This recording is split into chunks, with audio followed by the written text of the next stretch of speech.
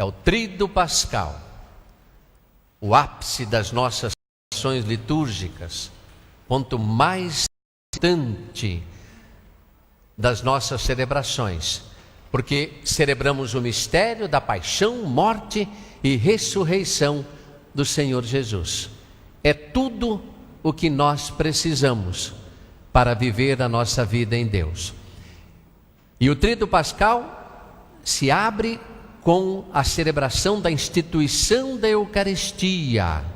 Jesus que celebra pela primeira vez a Santa Missa dentro da festa da Páscoa, uma festa tradicional dos judeus, muito importante, em que se lembrava, como nos descreve o livro do Antigo Testamento, do Êxodo, a saída do povo hebreu, a libertação do povo hebreu.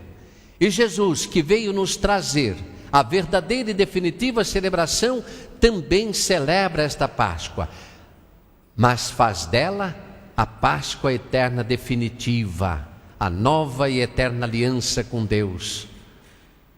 E não mais teremos o sacrifício de cordeiros, de animais, mas o próprio Cristo que se imola e que se sacrifica e se oferece a Deus.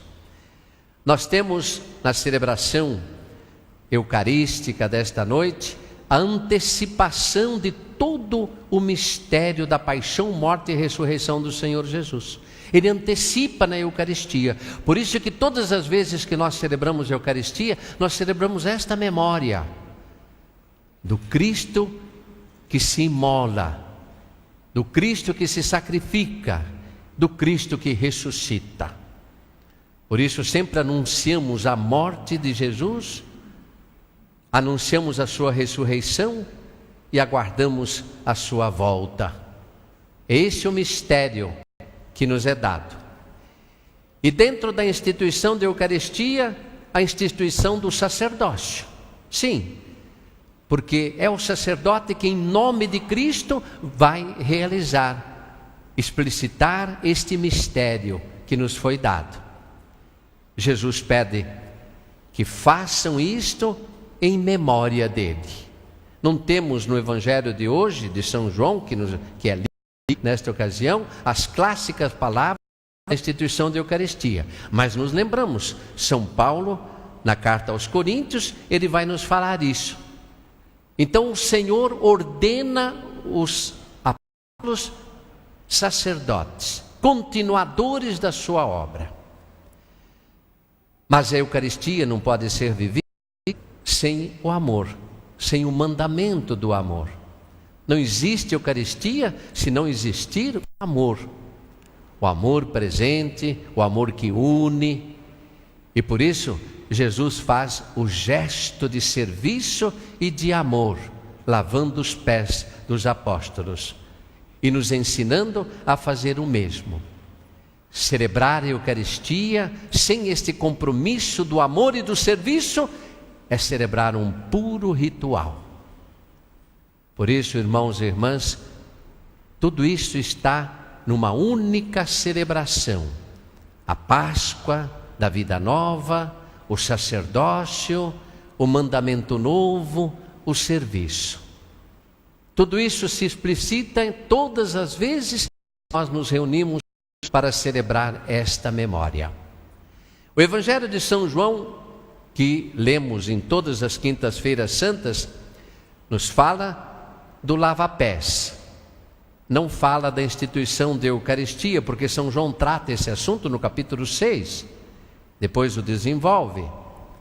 Mas aqui ele nos deixa esse gesto memorável. Jesus celebra a Páscoa dos judeus, sem dúvida nenhuma. Ele sabe que é chegada a sua hora. No milagre da transformação da água em vinho, no primeiro milagre, no primeiro sinal contado por São João, não tinha chegado a hora de Jesus ainda. Ele fala para sua mãe, né? Não chegou a minha hora. Mas aqui ele sabia que tinha chegado a sua hora. Ele tinha consciência de que iria passar deste mundo para o Pai. e tendo amado os seus, amou-os até o fim. Então o que Jesus vai fazer é justamente a marca do seu amor eterno. O que ele vai nos deixar é esta marca de um amor infinito. Judas já tinha decidido trair Jesus. Judas, indisposto com Jesus, com o seu plano, decepcionado, ambicioso, sabemos lá o que, já havia entregue Jesus. Já tinha realizado esta obra maligna. Mas Jesus, sabendo que o Pai tinha colocado tudo em suas mãos, ele faz um gesto inusitado. Se levanta na ceia, da mesa, tira o manto, coloca uma toalha, se cinge e começa a lavar os pés dos apóstolos. Ato inconcebível. A quem era lavar os pés? Aos escravos. O Senhor nunca faria um gesto desse, de lavar os pés. Isto era o gesto dos serviçais. Isto era um gesto até considerado, né, sem nenhum valor. No entanto, Jesus se propõe e se dispõe a fazer isso. Por quem ele começou? Não sei. Qual foi o apóstolo escolhido como o primeiro? Jesus não tinha preferências. Jesus amava a todos da mesma forma. Falamos das predileções de Jesus, mas não podemos confirmá-las, né? Sabemos que ele amava inclusive Judas, sem dúvida nenhuma. Mesmo sabendo da traição, colocou nele o mesmo amor que colocou em João, em Pedro. Mas Jesus começa. Agora sabemos sim que ele se esbarrou num dos discípulos, num dos apóstolos, em Pedro. Quando chega a vez de Pedro, ele vai: tu me lavas os pés? Porque Pedro está com a cabeça antiga, na mentalidade antiga, onde existe hierarquia, onde existe aquele que manda e aquele que obedece, aquele que é maior e aquele que é menor. E por isso ele estranha, ele diz: não, tu vai me lavar os pés? De jeito nenhum. E Jesus disse: agora não entendes, não sabe. É o mesmo verbo. Jesus sabe, Pedro não sabe.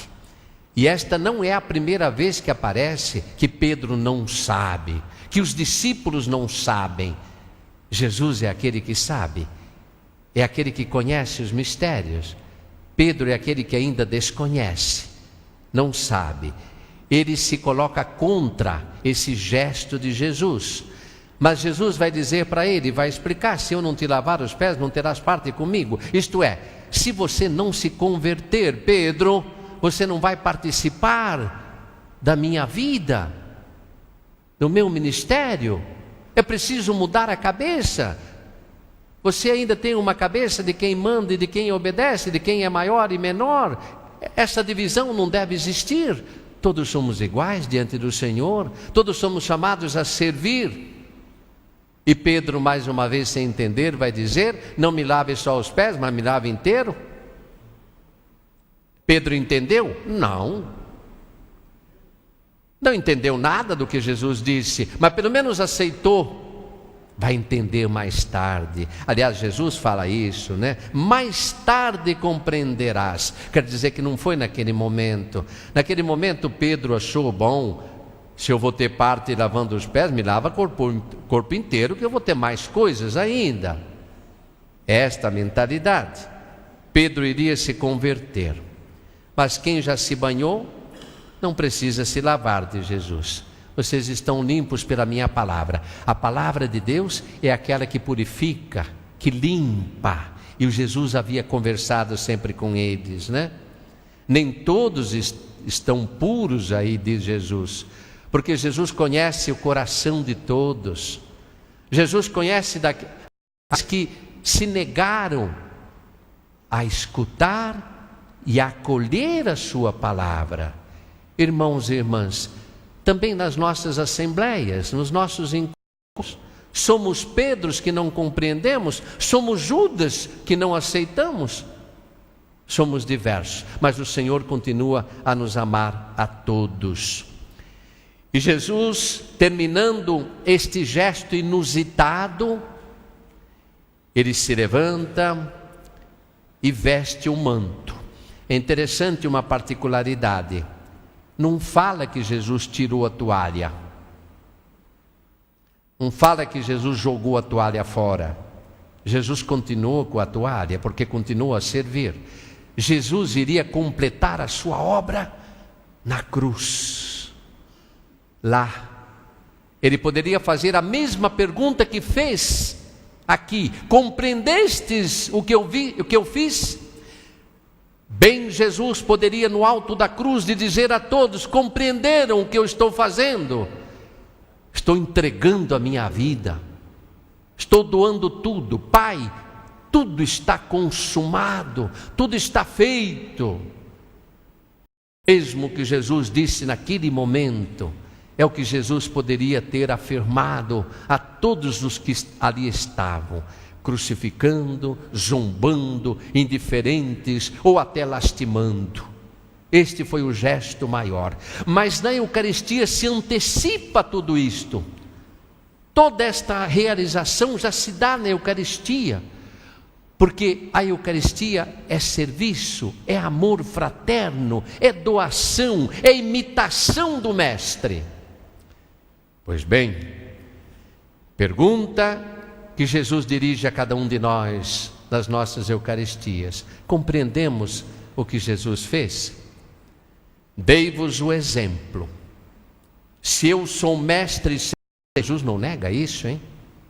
Não nega, ele é mestre e Senhor, mas não com a nossa cabeça, com a cabeça de Pedro. Ele é mestre e Senhor porque serve, porque se faz o menor de todos, porque entrega a vida a todos. Pois bem, dei-vos o exemplo para que façais a mesma coisa que eu fiz. Esta missão nos é reservada a toda a igreja, a todos os que celebram a Eucaristia, a todos os sacerdotes que de um modo especial são chamados a imitar o Senhor, a todos os que admiram o que Jesus fez, mas precisa imitá-los no dia a dia. Irmãos e irmãs, continuemos então a nossa celebração, essa celebração festiva, bonita, abrindo a nossa primeira noite da Páscoa da Ressurreição. Jesus fez, também nós vamos fazer agora, lavando os pés dos apóstolos que aqui estão representando a cada um de nós, representando também todos aqueles que nos são dados, os bons, os maus. Ali tinha Pedro, ali tinha João, ali tinha Judas, mas não tem importância. Importante que possamos imitar o Senhor, não num gesto externo, mas sobretudo num compromisso de servir e amar até o fim. Vamos lá.